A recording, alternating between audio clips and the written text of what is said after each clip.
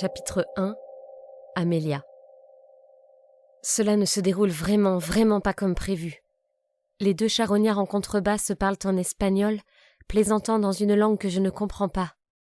À plat ventre sur mon rocher, j'avance en me tortillant juste assez pour apercevoir le sommet de leur crâne par-dessus le rebord du surplomb. L'un d'eux est grand et carré. Il doit avoir 30 ou 35 ans et semble largement 2 fois plus gros que moi. L'autre doit être une femme, à en juger par sa posture. Bien que plus petite, elle aurait probablement le dessus sur moi si elle découvrait ma présence. Vous aviez raison, Mink. J'aurais dû prendre ce flingue. À l'époque, j'avais pris plaisir à surprendre ma commanditaire, à lui faire hausser les sourcils jusqu'à la frange. Je n'ai pas besoin d'un flingue, m'étais-je rembruni, sans me donner la peine de préciser que je n'aurais de toute façon pas su quoi en faire. Personne ne me verra là-bas, car si j'étais chez moi, à piller une ville sur terre, cela aurait été vrai. Cependant, étudier les relevés topographiques et les images satellites de la surface de Gaïa ne m'a pas préparé à découvrir un paysage aussi aride. Ce ne sont pas les ruines de Chicago, regorgeant d'égouts souterrains, de gratte-ciel à moitié effondrés et de cachettes pour progresser inaperçus. Il n'y a pas la moindre plante ici, rien d'autre que les bactéries microscopiques qui prospèrent dans les océans. Et encore, ceci se situe de l'autre côté de la planète. Rien d'étonnant puisque quelque chose dans les 2 soleils de Gaïa explose immanquablement à chaque génération, provoquant l'équivalent d'une apocalypse nucléaire. Il n'y a que du désert à perte de vue de part et d'autre du canyon. Et je suis foutu. Je suis foutu.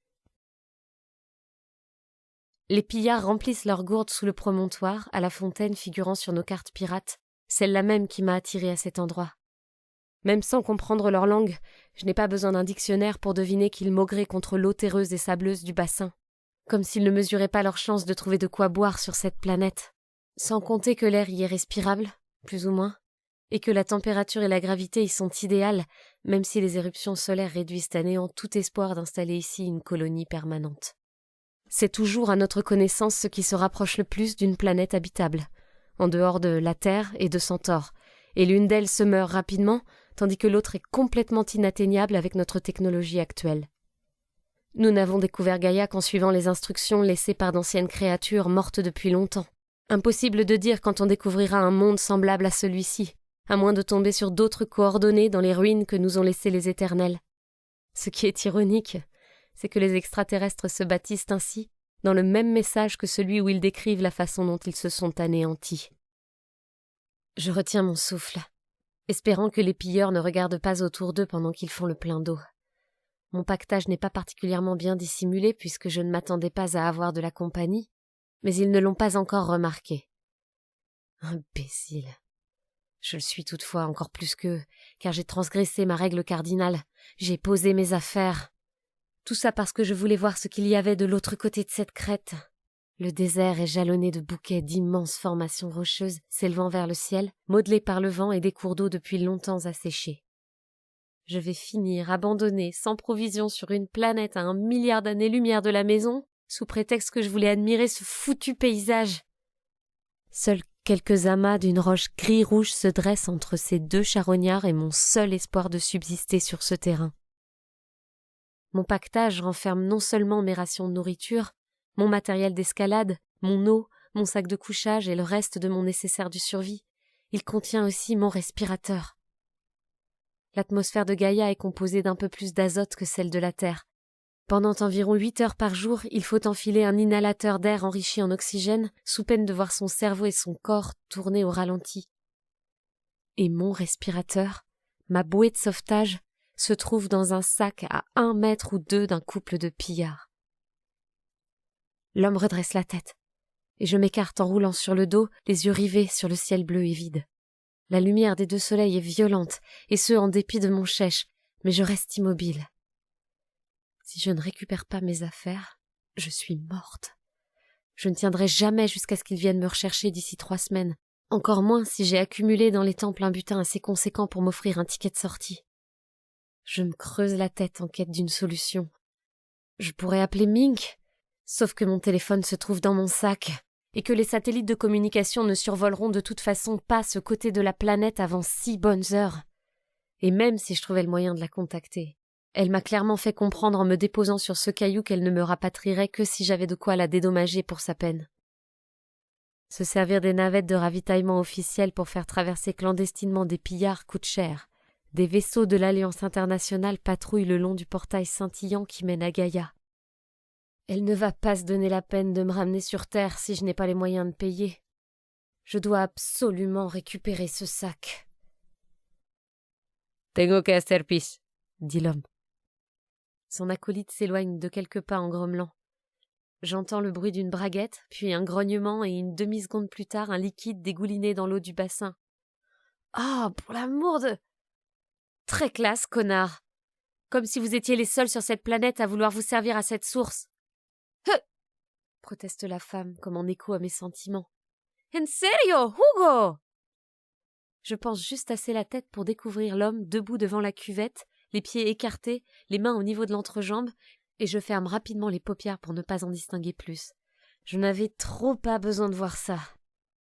Je devrais essayer de les prendre de vitesse pendant qu'il est en train de pisser, mais j'ai les mains qui tremblent, et pas à cause du manque d'oxygène.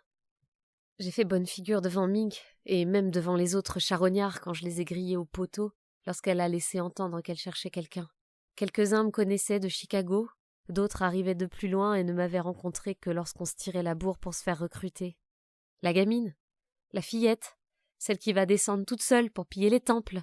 « Quelle dure à cuire !» ricanait-il. « Quelle rebelle !»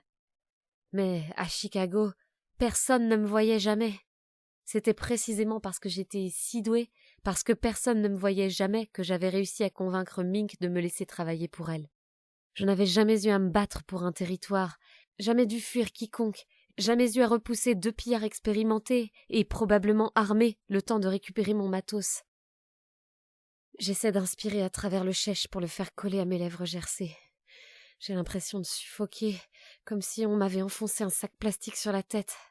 Je dois me souvenir que ce n'est que du tissu, que cela ne m'empêche pas de respirer, que je n'aurai pas besoin de cette dose d'oxygène supplémentaire avant plusieurs heures, que je suis simplement terrifiée. « Attends, » me dis-je, « ils n'ont pas encore vu ton sac. Tout va bien. » Mais comme si je m'étais porté le mauvais œil, je perçois alors l'expression de surprise de la femme qui appelle son compère. Celui-ci remonte sa braguette et traverse en quelques pas bruyants l'étendue de sable et de pierre qui le sépare du rocher, dissimulant mal mon pactage. « Esto pertenece al grupo ?» Un bruit de bottes heurtant du tissu, puis un son sourd. Ils sont en train de balancer des coups de latte dans mon sac. Ce n'est toutefois pas ce qui me dérange le plus, car si je ne comprends pas ce qu'ils racontent, l'un de ces mots ne m'est pas inconnu. Certains des gangs de Chicago parlent espagnol. Grupo signifie groupe. Ces deux-là ne sont pas seuls. Mink m'avait averti que d'autres entrepreneurs profiteraient de cette mission de ravitaillement et d'exploration pour déposer des charognards à la surface de Gaïa, mais j'avais supposé qu'ils seraient là seuls, comme moi, ou à la rigueur en binôme. Ce qui signifie que si je ne récupère pas mes affaires sur le champ, ils les rapporteront au reste de leur bande et qu'il me faudra ensuite les dérober au nez et à la barbe de tout un groupe de pillards. Je passe à l'action tant que j'en ai le courage et me laisse tomber du promontoire à quelques mètres de mes adversaires. La femme recule d'un bond, manquant de tomber à la renverse de surprise. « Que chingados !» s'exclame-t-elle en portant la main à sa taille où un holster scintille à la lumière. Le mec est moins nerveux. Il se crispe à peine, me dévisageant d'un air suspicieux. C'est lui qui se trouve entre moi et mon pactage. « Je veux juste ramasser mes affaires !» dis-je d'une voix si grave que j'en ai mal à la gorge. Je ne peux pas paraître plus large, mais avec mon attirail on ne remarque pas forcément que je suis une fille. S'ils s'imaginent que je suis un homme, même petit, ils me verront peut-être moins comme une cible facile. Je désigne mon sac. « Mes affaires !» répétai-je plus fort en les observant tour à tour. Je regrette de ne pas avoir été plus attentive en cours de langue avant de laisser tomber l'école. Peut-être que je parlerais plus que quelques mots d'espagnol. Je n'avais de bonnes notes qu'en maths, et bien qu'il s'agisse du langage universel, le message des éternels l'a prouvé, elles ne me sont pas d'une grande aide à l'heure actuelle. « Bordel, qui tu es ?» me demande l'homme. En dépit de son accent très prononcé, les mots lui viennent facilement. Bon, c'est déjà ça. « Amélio, » je réplique. Ce n'est pas tout à fait vrai, mais ça y ressemble. « Et je suis ici pour la même raison que vous. Laissez-moi juste reprendre mes affaires et je trace ma route. » La femme commence à récupérer de sa surprise et elle vient se placer près de son acolyte. Elle doit avoir 45 ans et son visage est buriné par le soleil. La couche de poussière qui recouvre sa peau éclaircit sa complexion de plusieurs teintes. Cela se voit quand elle sourit. « C'est qu'un gamin !» L'autre acquiesce en grommelant et repousse son manteau pour glisser le pouce dans sa poche de pantalon, mettant ostensiblement en évidence le pistolet à sa ceinture. « Ou alors, on garde tes affaires, on profite de l'eau supplémentaire et tu rentres pleurer dans les jupes des mamas. » J'inspire une grande goulée d'air pour m'assurer de ne pas laisser transparaître mon agacement. « Ma maman reviendra pas avant des semaines, comme la vôtre. Filez-moi mon barda. Entrer clandestinement est déjà un crime bien assez grave. Vous êtes sûr de vouloir y ajouter le meurtre ? Vous allez pas me tirer dessus. Je suis l'un des pillards de Mink. Faites-moi le moindre mal et vous allez le regretter dès que vous aurez posé un pied dans la station. » Je bluffe. Certes, je bosse pour Mink, mais je suis à peu près certaine que cela ne lui ferait ni chaud ni froid que je ne revienne jamais de Gaïa. L'homme, qui me domine d'une bonne tête et demie, se frotte le menton. Le crissement de ses doigts dans sa barbe de quelques jours se fait entendre dans l'air aride. « Personne ne te retrouvera ici, » rétorque-t-il. « Pas de corps, pas de crime, non ?»« Hugo !» intervient la femme en me lorgnant en coin. « No es niño, es niña !» Merde. C'est une phrase assez basique pour que je la comprenne. Tant pis pour ma tentative d'intimidation. « Retire ton casque !» m'ordonne l'homme. Mon cœur battant à tout rompre l'emporte sur la raison. « Non !» Il fait un pas en avant, la main toujours près de son flingue. « Retire ton casque ou ta chemise. C'est toi qui vois. » Je résiste à la tentation d'empoigner mon couteau, sachant que je signerai alors mon arrêt de mort. Ils sont plus nombreux que moi et mieux armés. Ils ne perdront plus beaucoup de temps à tâcher de déterminer si je suis un jeune garçon ou une fille, et ils s'en ficheront bien que je n'ai que 16 ans.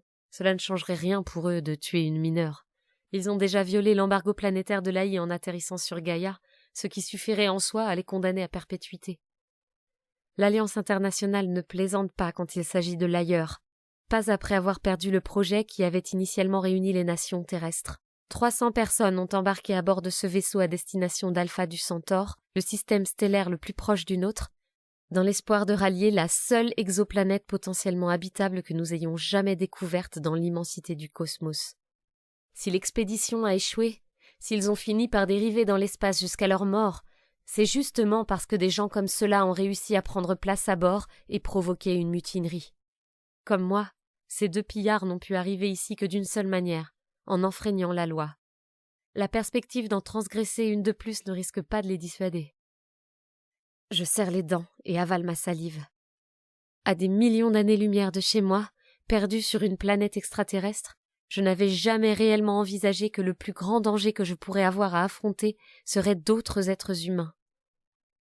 Je suis toute contractée. L'effort fourni pour rester campé sur ma position me tétanise. Une partie de moi voudrait fuir, l'autre se battre, et je me retrouve paralysée par ces 2 instincts contradictoires. Je suis dans l'expectative. Puis une nouvelle voix vient interrompre notre conversation. « Ah, quelle chance! J'ai cru que tout le monde était parti !» Ces paroles dissipent brusquement la tension, et on se retourne tous vers le nouveau venu. Un garçon, guère plus âgé que moi, apparaît au sommet du promontoire, puis dévale la pente le long d'un ébouli.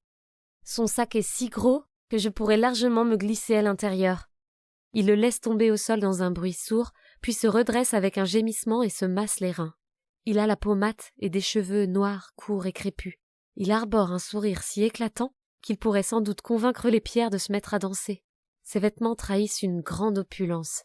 Sa tenue assortie se compose d'un bermuda et d'une veste kaki, d'une chemise immaculée et de bottes si récentes qu'elles luisent encore au travers de la fine couche de poussière qui les recouvre.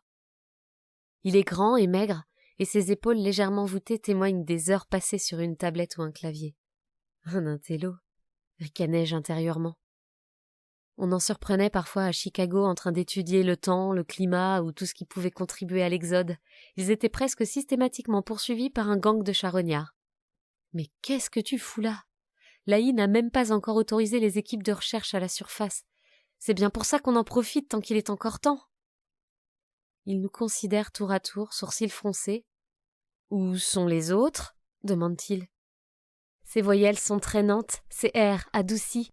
un anglais très scolaire, comme celui d'un présentateur télé. Comme il n'obtient aucune réponse, il tente encore sa chance. Dasia sein Ali. War is allmal? Wo sind alle? Non? Il passe d'une langue à l'autre sans sourciller. Un silence s'ensuit, et son sourire disparaît dans sa grande confusion. L'incertitude plane dans l'air, de plus en plus dense, jusqu'à ce que la femme s'exclame. « Mais bordel, t'es qui ?» Cela ravive le sourire du garçon, qui, comme s'il venait de recevoir la plus aimable des salutations, s'avance en tendant la main. « Jules Thomas », annonce-t-il en inclinant légèrement le buste. Il salue. Non mais, il est vraiment en train de faire la révérence, là ? Ravi de vous rencontrer. Si vous vouliez bien avoir l'obligeance de m'indiquer votre chef d'expédition, je me ferai un plaisir de lui présenter mes lettres de créance et... Il est interrompu par le déclic du cran de sûreté d'un pistolet, celui que la femme vient de tirer de son étui pour le braquer sur lui. Jules s'immobilise. Son sourire s'étiole. Il abaisse la main. Il examine tour à tour le canon de l'arme et le visage de celle qui l'a brandi, puis il se tourne vers l'autre pillard et enfin vers moi. Et ce qu'il lit sur ma figure, de la peur, de l'épuisement, une forme d'incompréhension générale mêlée de panique, achève de lui redonner la mine grave. « Oh » souffle-t-il.